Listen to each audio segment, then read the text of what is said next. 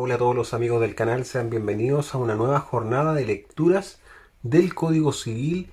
Para la ocasión de hoy tenemos preparado ya el título 14 del libro cuarto, que va a corresponder a los modos de extinguirse las obligaciones y primeramente de la solución o pago efectivo. El artículo 1567 da comienzo a este título. Recordar también que en el título anterior, el título 13, revisamos de la interpretación de los contratos. Así que por si quieren revisar nuevamente ese video pueden buscarlo ahí. O se lo voy a dejar acá si es que es posible pegarlo ahí. Entonces vamos a dar comienzo con los modos de extinguirse las obligaciones y primeramente de la solución o pago efectivo. De la extinción de las obligaciones y de sus modos, el artículo 1567 señala lo siguiente. Toda obligación puede extinguirse por una convención en que las partes interesadas, siendo capaces de disponer libremente de lo suyo, consienten en darla por nula. Las obligaciones se extinguen además en todo parte, dos puntos, número 1, por la solución o pago efectivo, número 2, por la novación, número 3, por la transacción, número 4, por la remisión, número 5, por la compensación, número 6, por la confusión, número 7, por la pérdida de la cosa que se debe, número 8, por la declaración de nulidad o por la rescisión, número 9, por el evento de la condición resolutoria y número 10, por la prescripción. De la transacción y la prescripción se tratará al fin de este libro. De la condición resolutoria se ha tratado en el título de las obligaciones condicionales. Entonces, el primer párrafo de este título señala del pago efectivo en general. De que sea el pago efectivo, el artículo 1568 señala el pago efectivo es la prestación de lo que se debe. El artículo 1569 por su parte señala de cómo ha de hacerse el pago. El pago se hará bajo todos respectos en conformidad al tenor de la obligación, sin perjuicio de lo que en casos especiales dispongan las leyes. El acreedor no podrá ser obligado a recibir otra cosa que lo que se le deba, ni aun a pretexto de ser de igual o mayor valor la ofrecida. El artículo 1570 señala de cuándo se presumen pagos periódicos. El 1570 indica en los pagos periódicos la carta de pago de 3 periodos determinados y consecutivos hará presumir los pagos de los anteriores periodos siempre que hayan debido efectuarse entre los mismos acreedor y deudor.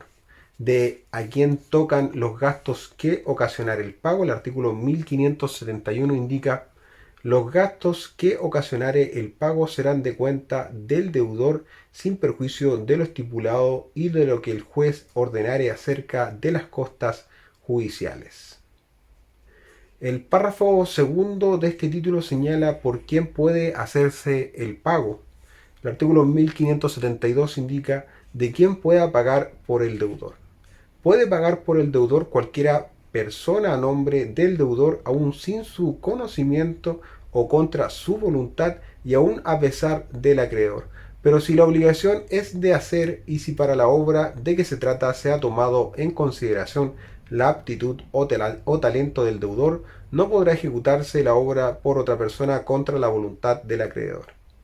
De los derechos de quien paga sin el conocimiento del deudor, el artículo 1573 indica el que paga sin conocimiento del deudor no tendrá acción sino para que éste le reembolse lo pagado y no se entenderá subrogado por la ley en el lugar y derechos del acreedor ni podrá compeler al acreedor a que le subrogue. El artículo 1574 por su parte señala de los derechos de quien paga contra la voluntad del deudor. El que paga contra la voluntad del deudor no tiene derecho para que el deudor le reembolse lo pagado a no ser que el acreedor le ceda voluntariamente su acción.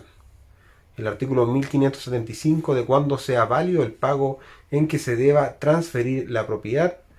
El pago en que se debe transferir la propiedad no es válido sino en cuanto el que paga es dueño de la cosa pagada o la paga con el consentimiento del dueño. Tampoco es válido el pago en que se debe transferir la propiedad, sino en cuanto el que paga tiene facultad de enajenar.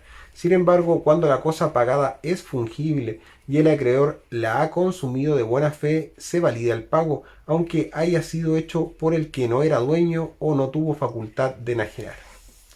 El párrafo tercero de este título señala a quién debe hacerse el pago.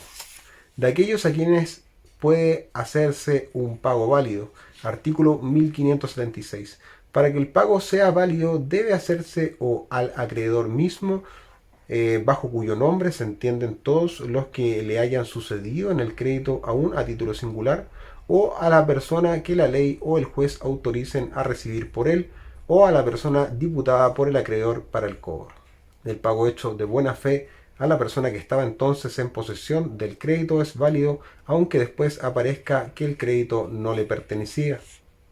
De la ratificación del pago hecho a persona incompetente, artículo 1577, el pago hecho a una persona diversa de las expresadas en el artículo precedente es válido si el acreedor lo ratifica de un modo expreso o tácito, pudiendo legítimamente hacerlo, o si el que ha recibido el pago sucede en el crédito como heredero del acreedor o bajo otro título cualquiera.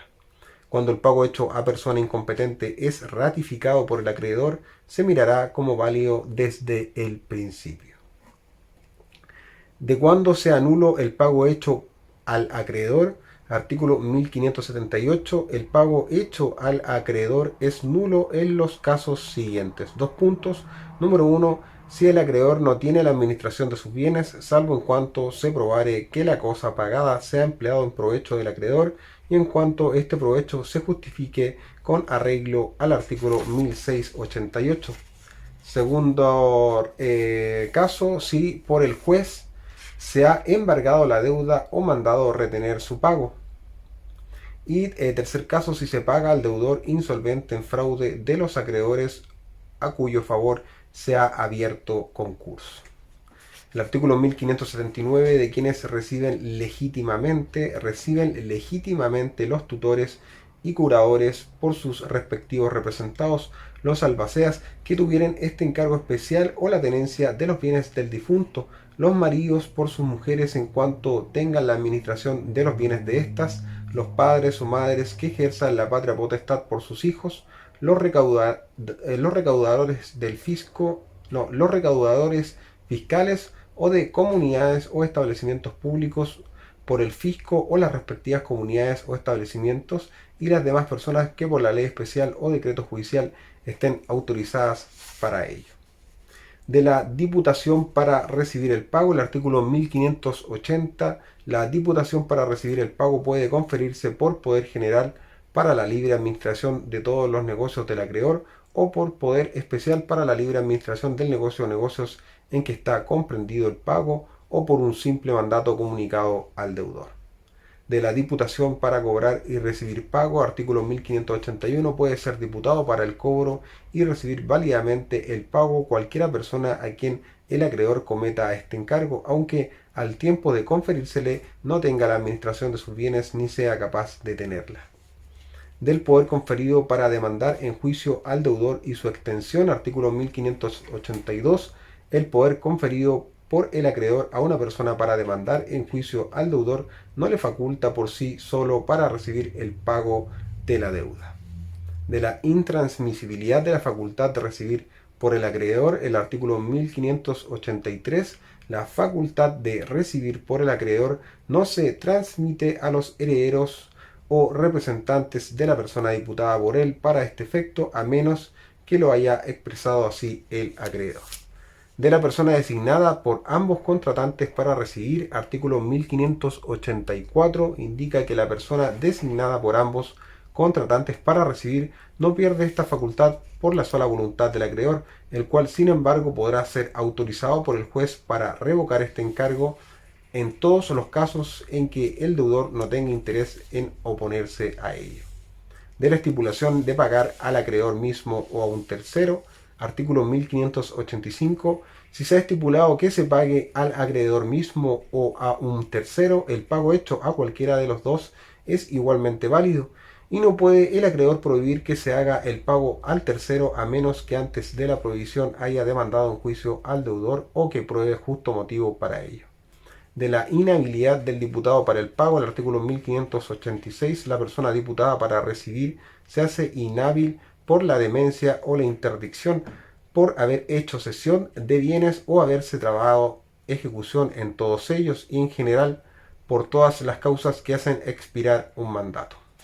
El cuarto párrafo nos señala dónde debe hacerse el pago.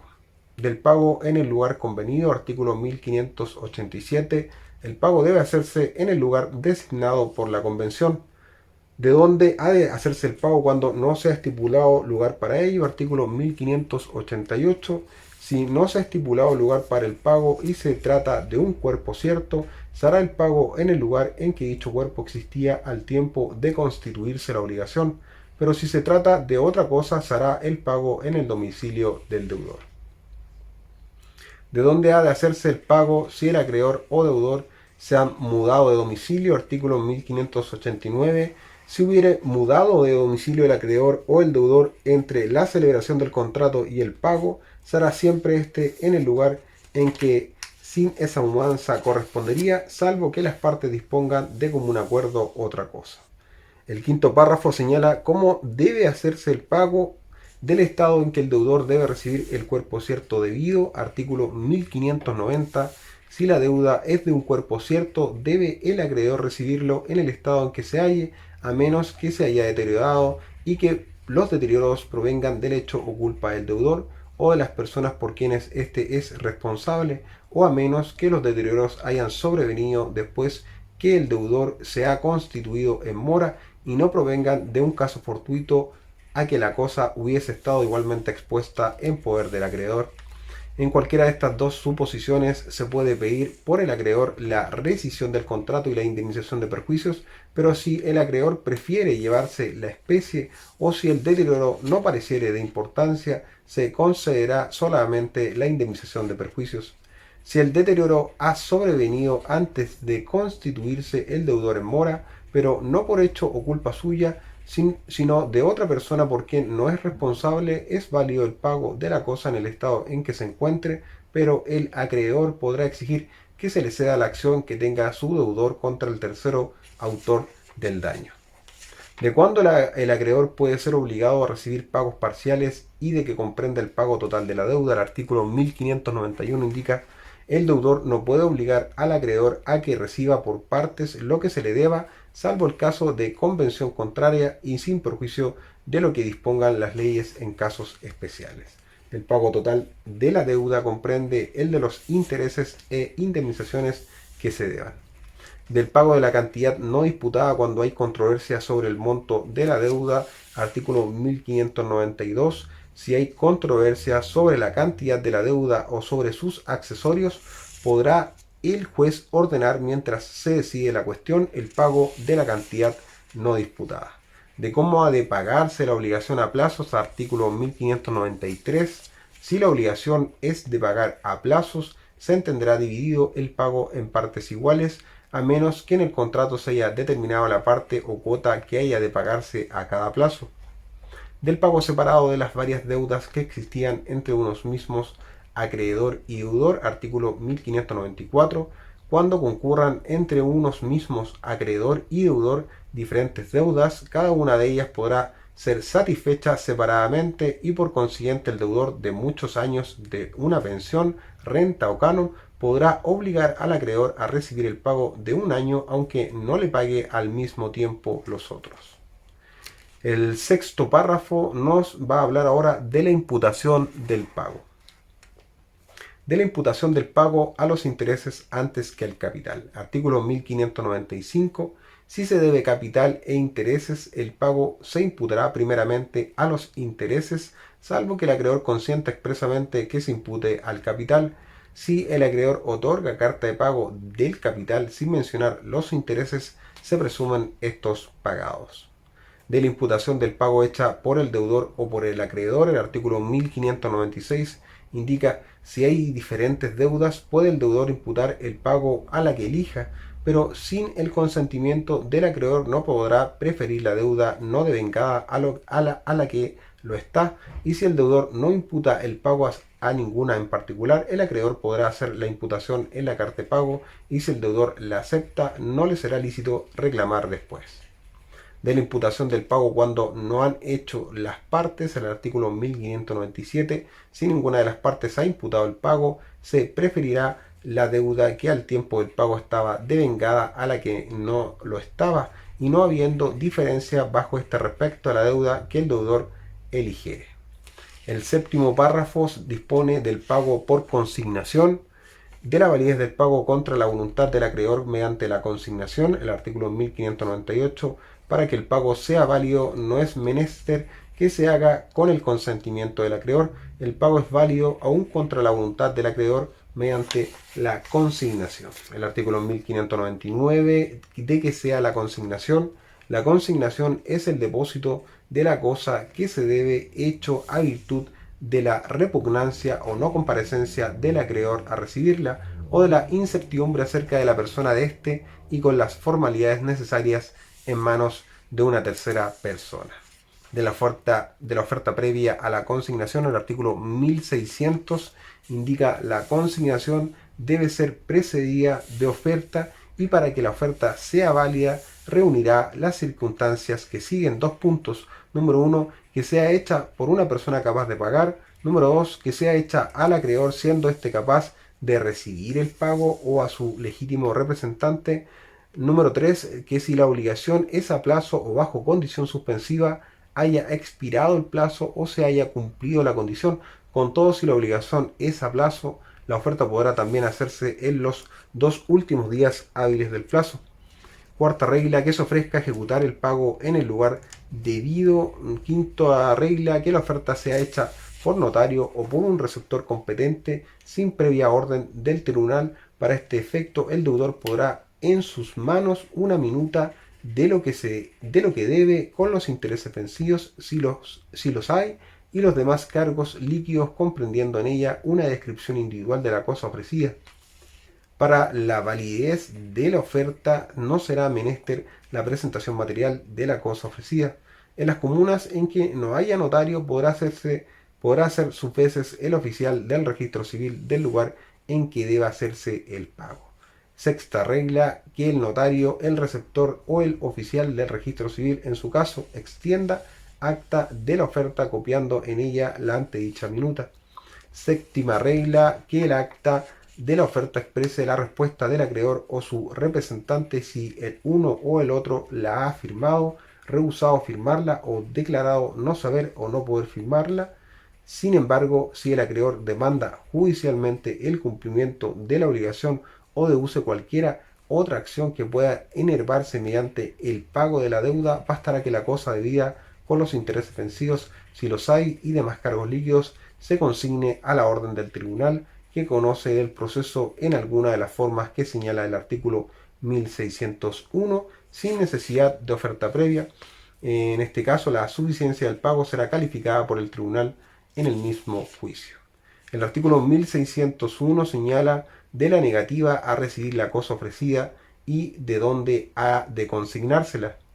Si el acreedor o su representante se niega a recibir la cosa ofrecida, el deudor podrá consignarla en la cuenta bancaria del tribunal competente, o en la tesorería comunal, o en un banco u oficina de la Caja Nacional de Ahorros, de la Caja de Crédito Agrario, Feria, Martillo o Almacén General de Depósito del lugar en que deba hacerse el pago, según sea la naturaleza de la cosa ofrecida. Podrá también efectuarse la consignación en poder de un depositario nombrado por el juez competente. No será necesario decreto judicial previo para efectuar la oferta ni para hacer la consignación. En el pago por consignación no se admitirá gestión ni recurso judicial alguno del acreedor tendiente a obstaculizar la oferta o la consignación. Por consiguiente, no se dará curso a ninguna oposición o solicitud del acreedor. Cuando se trate del pago periódico de sumas de dinero provenientes de una misma obligación, las cuotas siguientes a la que se haya consignado se depositarán en la cuenta bancaria del tribunal sin necesidad de nuevas ofertas. Será juez competente para los efectos de este artículo el de letras de mayor cuantía del lugar en que se deba en que se deba efectuarse el pago. El artículo 1602, por su parte, señala del modo de proceder cuando el acreedor no tiene domicilio en el lugar del pago, no es sabido o hay incertidumbre acerca de su persona.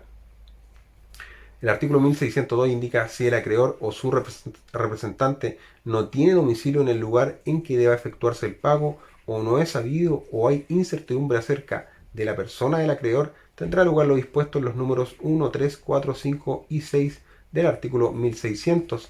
La oferta será en este caso al tesorero comunal respectivo, quien se limitará a tomar conocimiento de ella y el deudor podrá proceder a la consignación en la forma prevenida en el artículo precedente.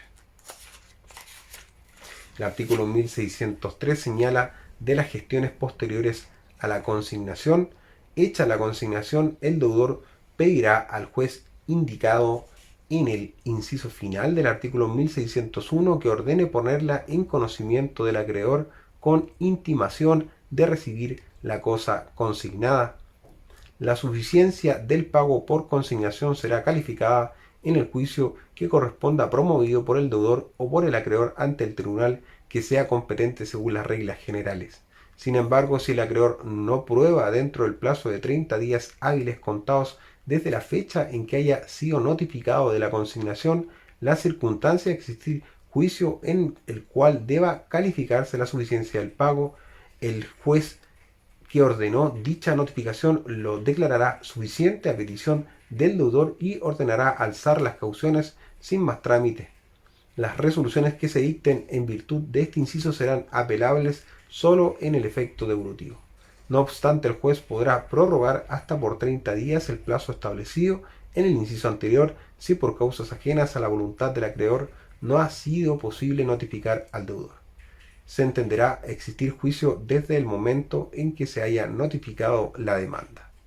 El artículo 1604, por su parte, señala de las expensas de la oferta y consignación válidas. Las expensas de toda oferta y consignación válidas serán a cargo del acreedor. Del efecto de la consignación suficiente, el artículo 1605, el efecto de la consignación suficiente es extinguir la obligación, hacer cesar en consecuencia los intereses y eximir del peligro de la cosa al deudor, todo ello desde el día de la consignación. Sin embargo, si se trata de una obligación a plazo o bajo condición, aceptada la consignación por el acreedor o declarado suficiente el pago por resolución ejecutoriada, la obligación se considerará cumplida en tiempo oportuno siempre que la oferta se haya efectuado a más tardar el día siguiente hábil al vencimiento de la obligación, pero el deudor quedará obligado en todo caso al pago de los intereses que se deban y al cuidado de la cosa hasta la consignación. Del momento hasta el que puede el deudor retirar la consignación, el artículo 1606 indica mientras la consignación no haya sido aceptada por el acreedor o el pago declarado suficiente por sentencia que tenga la fuerza de cosa juzgada, puede el deudor retirar la consignación y retirada se mirará como de ningún valor y efecto respecto del consignante y de sus codeudores y fiadores.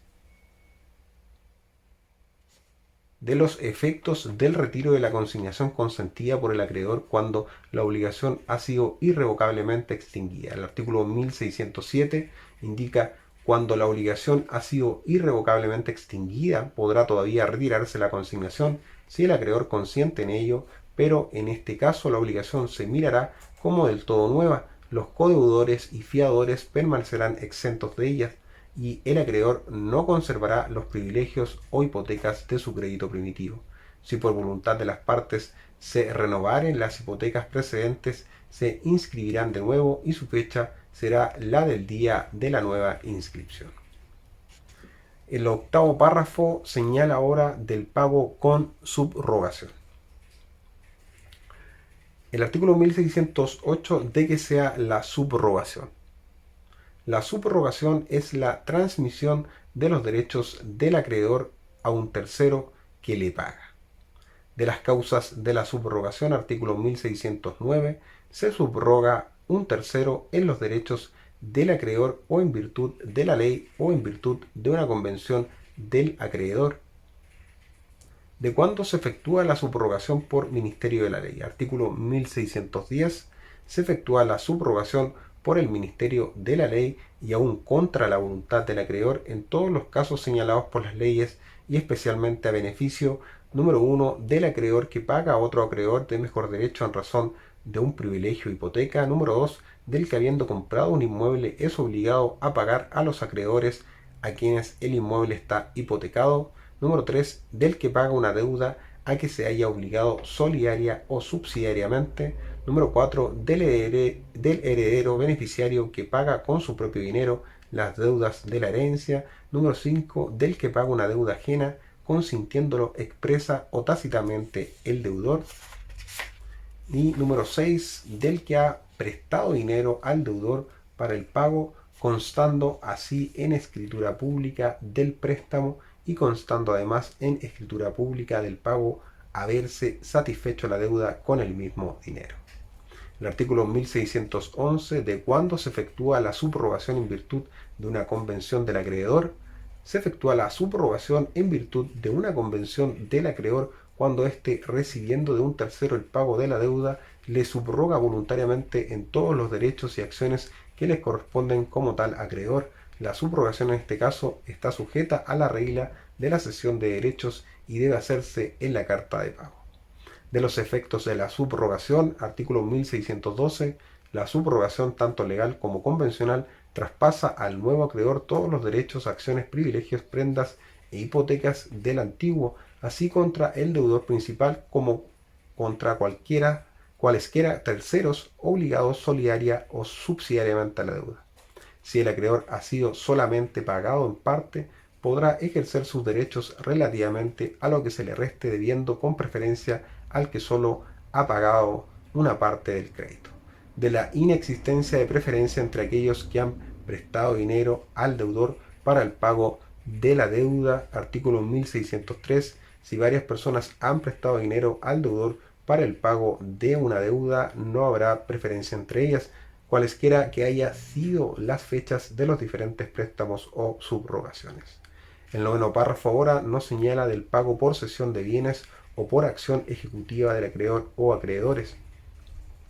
De que sea la cesión de bienes, artículo 1614, la cesión de bienes es el abandono voluntario que el deudor hace de todos los suyos a su acreedor o acreedores, cuando a consecuencia de accidentes inevitables no se haya en estado de pagar sus deudas.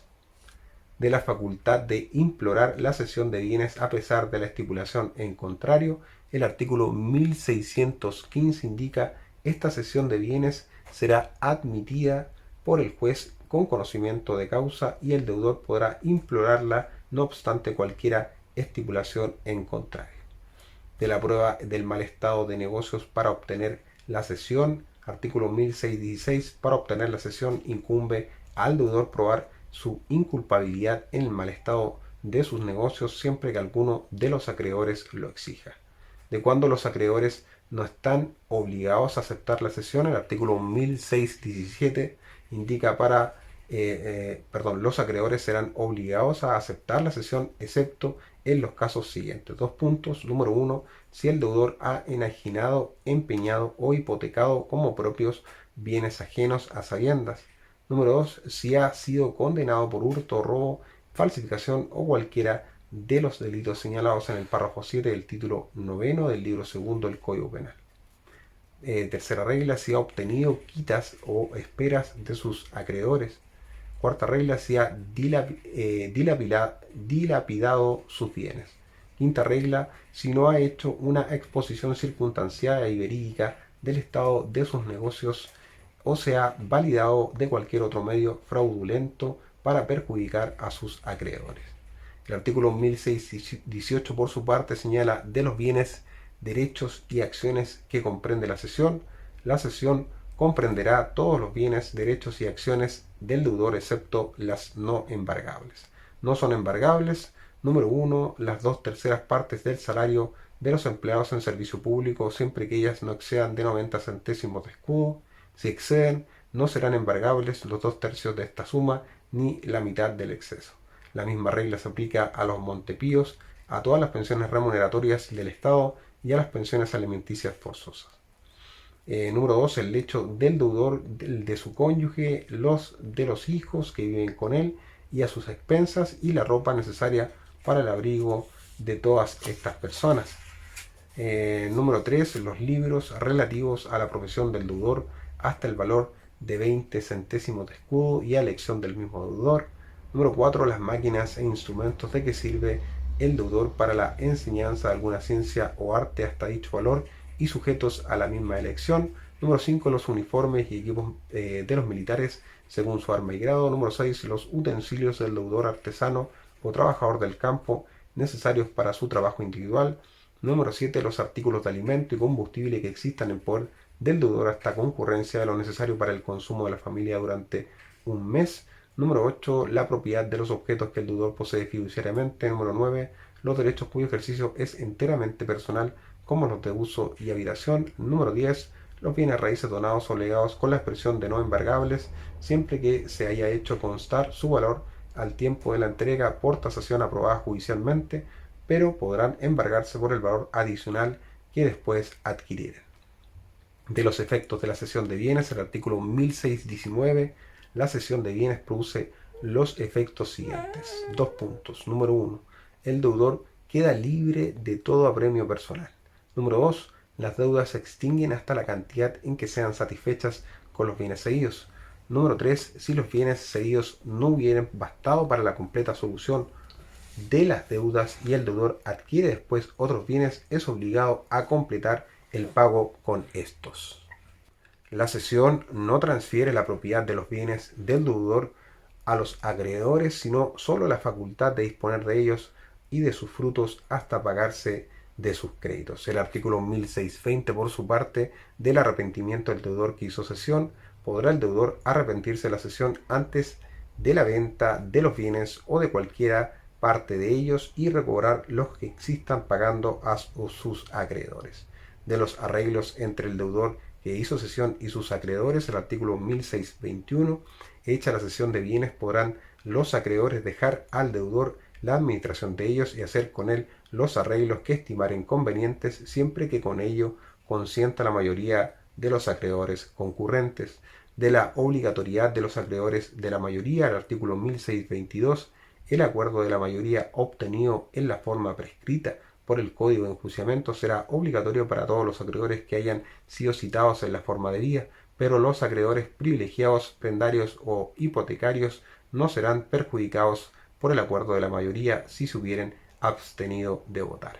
De aquellos a quienes no aprovecha la cesión de bienes, al artículo 1623, la cesión de bienes no aprovecha a los codeudores solidarios o subsidiarios ni al que aceptó la herencia del deudor sin beneficio de inventario.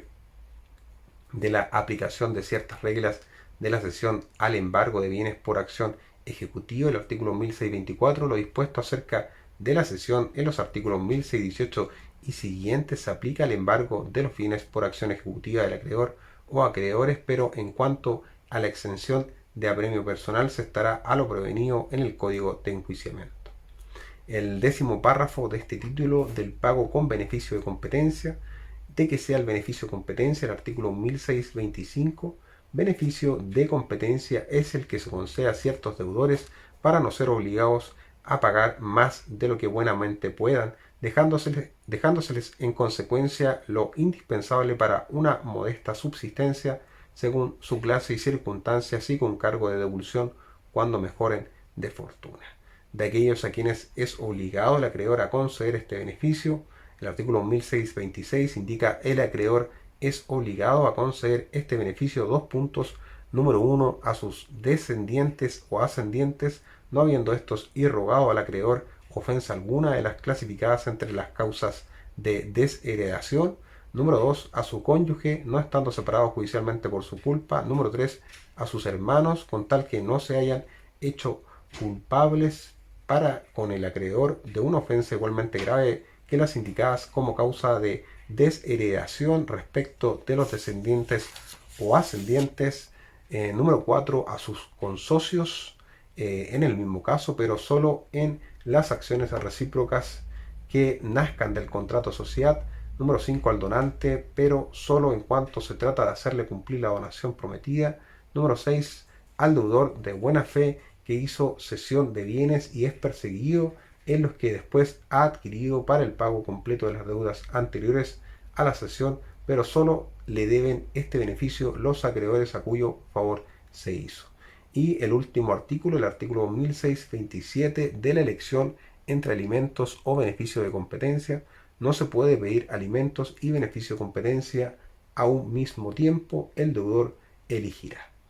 Con esto damos término a un extenso título de los modos de extinguir las obligaciones, en particular o en especial o básicamente,